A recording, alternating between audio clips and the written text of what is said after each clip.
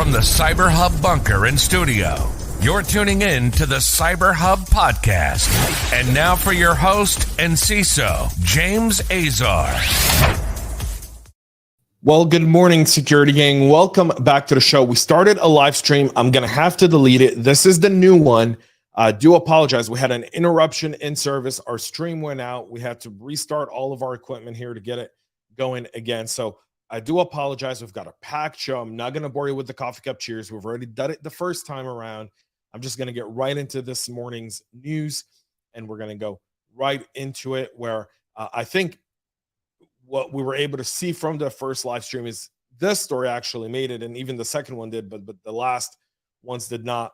So we're just going to do it from the very beginning, top to bottom. Let's go.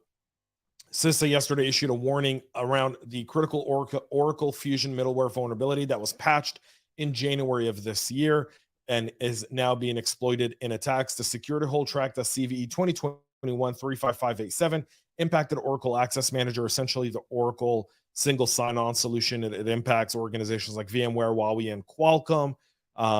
The open SSO agent component can allow an unauthenticated attacker with network access via HTTP to take control of Oracle Access Manager.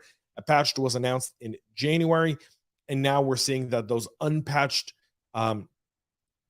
environments are being used for cyber incidents and cyber events within organizations.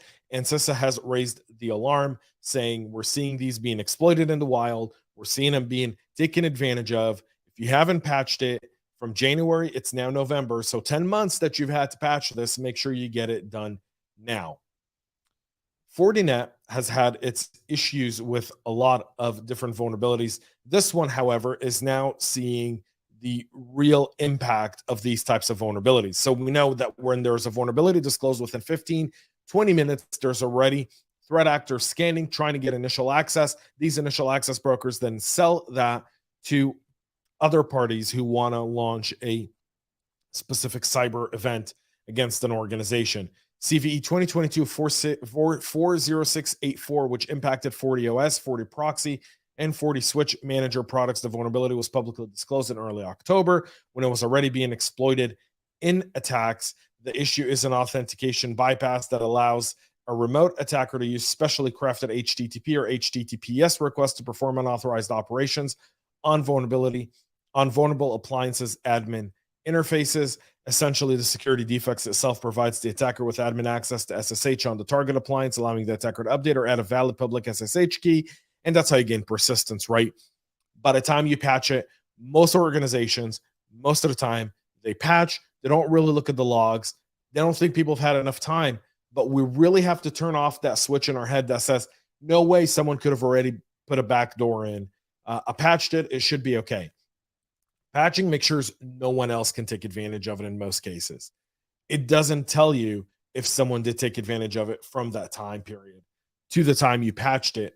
And this is what we're seeing here. So the initial access and the persistence is being used. And if you're not auditing, you'll find yourself on this list. So you want to make sure that you add this as part of your patch management, vulnerability management process. Someone goes in, looks at the logs, looks at the potential ways threat actors could take advantage of this specific vulnerability, and just signs off and says, we're good. We didn't see anything suspicious. And don't just rely on tools for that. Threat actors are using TikTok's invisible challenge to spread malware. What do you think? TikTok, can you see the shock in my face over this one? Because if you can't, I'll tell you right now. The invisible challenge involves applying a filter called invisible body that just leaves behind a silhouette to the person's body. Threat actors are thinking, well, maybe if someone isn't wearing anything under the filter, we can actually send you a link that removes the filter and you can see that person. And instead, they're sending them to a website or a malicious downloader called the Wasp Stealer, which is essentially stealing user passwords, Discord accounts, cryptocurrency wallets, and other sensitive information. The account has since been suspended. Doesn't mean a new one hasn't risen up since. Just means we haven't seen it yet. And they're using that to go after Discord servers. Most of the people that are on Discord are in DevOps. If they steal those usernames and passwords, they can essentially get access to GitHub repositories, to other. And I mean, obviously, this is part of a larger supply chain risk.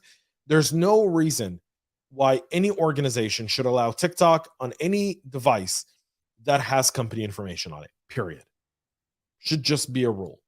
Company policy, make it a fireable offense because it's just that serious. Irish regulators have fined Meta 265 million euros over its data breach. That's the equivalent of 275 million US dollars. The fine is after 500 million users' information was leaked on a website. The DPC, which stands for the Data Protection Commission, said it reached a decision following a comprehensive inquiry process, including cooperation with all other data protection supervisory authorities within the EU. Meta's European operation, which is based in Dublin, along other tech companies like Google, Apple, and Twitter. Low tax rate in Ireland, works really well for these organizations. The watchdog did find that social media behemoth led by Mark Zuckerberg had breached 2 articles of the EU data protection law. In addition to the fine, the DPC said it had imposed a reprimand and an order requiring the Facebook owner to bring its processing into compliance by taking a range of specified remedial actions within a particular time frame. In response to the fine, a Meta spokesperson said the firm cooperated fully with the DPC issue, and they've paid this $275 million fine. The first one they got was $5 billion, so this is 5% of that. It's literally 5% of that original fine. Well, you've definitely got some teeth, DPC. And finally, almost 1,000 suspects were arrested in an Interpol operation over the last 4 months, which seized over $129 million from threat actors. This was a global Interpol operation that started on June 28th, went to November 23rd. It involved collaboration between global fraud investigators to intercept money and virtual assets for a range of cyber-enabled financial crimes and money laundering and recovering funds for the victims. 975 individuals were arrested, and that allowed investigators to resolve around 1,600 cases.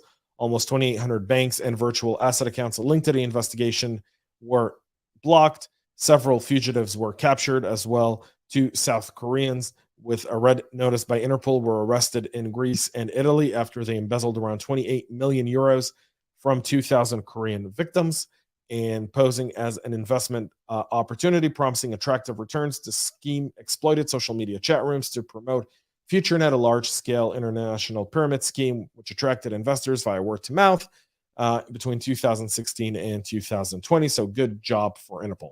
Folks, that's it for our show today. Sorry for the interruption earlier. We'll be relaunching this here shortly. Thank you all for tuning in. Thank you for your patience. We'll be back tomorrow with a lot more. Till then, stay cyber safe.